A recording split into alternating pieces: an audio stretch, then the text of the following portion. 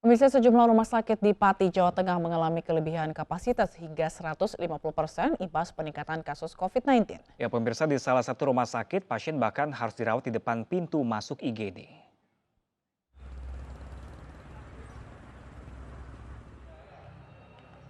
Rumah Sakit Keluarga Sehat di Pati, Jawa Tengah kewalahan menangani COVID-19. Antrian pasien tidak hanya terjadi di dalam, namun juga di luar rumah sakit.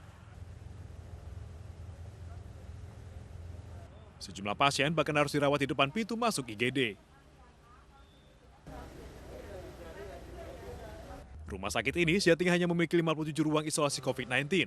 Namun kini rumah sakit menangani 72 pasien. Pihak rumah sakit bahkan terpaksa membuat ruang transit darurat di tempat parkir ambulans. Dengan adanya peningkatan di kabupaten tetangga dari Pati ya, yaitu Kabupaten Kudus, memang jumlah angka COVID di Rumah Sakit Keluarga Sehat ini sendiri memang cukup meningkat. Dan memang selain itu diikuti juga jumlah peningkatan juga memang yang dari masyarakat di Kabupaten Pati. Jadi perlu saya sampaikan bahwa pada saat ini total pasien yang kami rawat adalah 72 pasien untuk isolasi baik yang konfirmasi maupun suspek. 31 pasien berasal dari Kudus, 36 pasien berasal dari Pati, dan 4 pasien dari kabupaten lainnya. Sejumlah rumah sakit lain di Pati juga mengalami kelebihan kapasitas hingga 150%. Beberapa puskesmas juga terpaksa ditutup lantaran ada tenaga kesehatan yang positif COVID-19. Data Satgas COVID-19 Pati menyebut kini ada 262 pasien COVID-19 yang dirawat di rumah sakit di Pati. Dari Pati, Jawa Tengah, Atta Suharto, iNews melaporkan. Dan pemirsa, untuk mengetahui kondisi terkini lonjakan kasus COVID-19 di Pati, Jawa Tengah, sudah bersama kami rekan Agus Atta di lokasi. Halo, selamat pagi rekan Agus. Selamat Rekan pagi Agus, rekan Pram Sanjaya dan ya, Dila. bisa diceritakan rekan Agus sejumlah rumah sakit di Pati terkait meningkatnya pasien COVID-19 pada hari ini seperti apa? Ya, baik rekan Pram Sanjaya, dapat kami sampaikan bahwa di Kabupaten Pati saat ini memasuki zona oranye penyebaran COVID-19 dan kondisi ini tidak lepas dari ledakan yang terjadi pada Kabupaten Kudus. Sementara Kabupaten Pati merupakan kabupaten yang paling dekat dengan Kabupaten Kudus. Untuk saat ini memang beberapa rumah sakit akhirnya mengalami overkapasitas. Seperti di Rumah Sakit KSA Pati tempat di belakang saya ini, jumlah pasien yang dirawat sendiri berbanding dengan tempat atau mungkin ruang perawatan sendiri mencapai 150%. Sementara secara total BOR atau bed occupancy ratio di 10 rumah sakit di Kabupaten Pati sendiri mencapai 92,5%. Baik, rekan Agus, lalu apa yang akan dilakukan atau yang tengah dilakukan oleh pemerintah begitu terkait dengan overkapasitas yang ada di rumah sakit ini? Apakah nantinya akan disiapkan satu tempat khusus untuk isolasi begitu? Ya, rekan Sila, sebenarnya upaya untuk penanganan sendiri sudah mulai dilakukan oleh Satgas COVID-19 di Kabupaten Pati sekaligus Bupati Pati bahwa 10 rumah sakit ini kemarin melakukan rapat koordinasi dan diminta untuk menyiapkan masing-masing rumah sakit tambahan ruang isolasi. Seperti misalnya di Rumah Sakit KSA ini dari total kapasitas 57 tempat isolasi untuk pasien COVID-19 ditambah dengan penggunaan ruang IGD sekaligus juga tempat parkir ambulans sebagai ruang transit darurat. Ya, rekan Atta, ini bagaimana sih kondisi pasien di sana di rumah sakit saat ini yang Anda lokasi untuk live saat ini? Kondisinya seperti apa? Apakah orang dengan gejala atau orang tanpa gejala? Ya.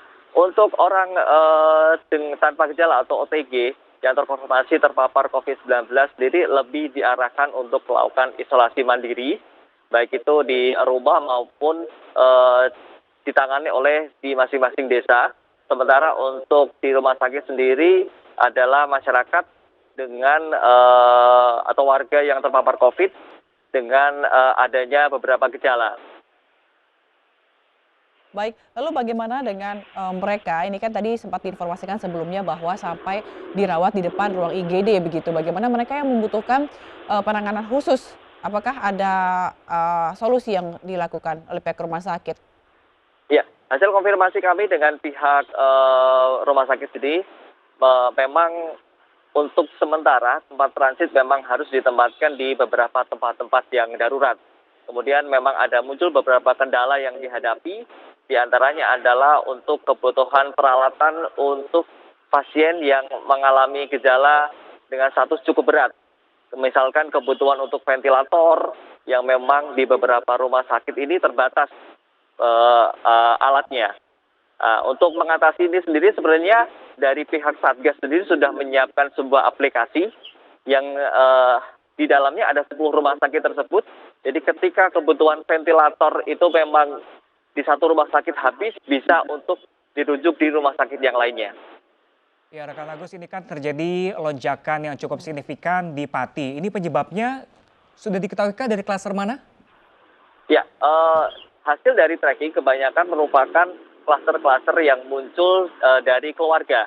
Ada kemungkinan bahwa beberapa masyarakat yang kemarin sempat dilarang untuk mudik, untuk kemudian pada pasca lebaran ini mereka baru mudik dan akhirnya terjadi lonjakan kasus seperti itu. Salah satu yang menjadi indikasi adalah beberapa puskesmas yang terpaksa ditutup pelayanannya kemarin dan kebanyakan muncul klaster itu adalah klaster-klaster dari keluarga.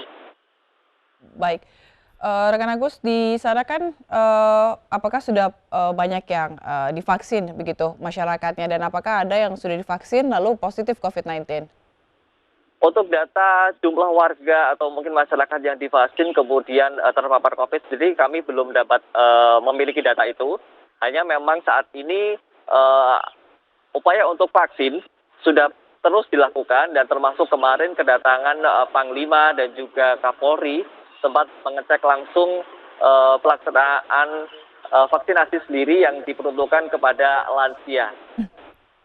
Ya, rekan Agus Atta, ini kan mengingat lonjakan atau kasus COVID-19 semakin meningkat di Pati, apakah ada rencana tersendiri dari pemerintah setempat untuk menyediakan RS darurat? Untuk saat ini pihak rumah sakit, pihak pemerintah Kabupaten Pati masih belum mengambil langkah hal tersebut. Hanya memang upaya-upaya preventif terus dilakukan, seperti pembatasan kegiatan masyarakat, kemudian PPKM berskala mikro juga terus digalakan, dan kemudian upaya-upaya bagaimana untuk masyarakat ini tetap menaati prokes. Baik, lalu rekan Agus bagaimana ini melihat lonjakan ini, bagaimana 3T yang dilakukan oleh pemerintah di sana? Apakah menurut Anda dari hasil pemantauan Anda 3T yang dilakukan ini sudah tepat dan berjalan? Baik, untuk 3T yang di Kabupaten Pati sendiri masih cukup bervariasi, dalam artian memang ada beberapa wilayah yang dianggap masih rendah. Data dari Satgas sendiri kemarin ada kurang lebih 4-5 kecamatan yang masuk dalam zona merah, di antara di Kecamatan Tayu, Margoyoso, di Jaksa. Di sana memang tingkat kepatuhan masyarakat terbilang cukup rendah, hingga akhirnya lonjakan-lonjakan ini sendiri muncul. Sementara di beberapa wilayah lain, terutama di tempat-tempat fasilitas umum sendiri, dari pihak Pemkab sendiri sudah berupaya agar masyarakat terus mematuhi protokol kesehatan dengan rajin untuk melakukan razia-razia justisi yang dilakukan.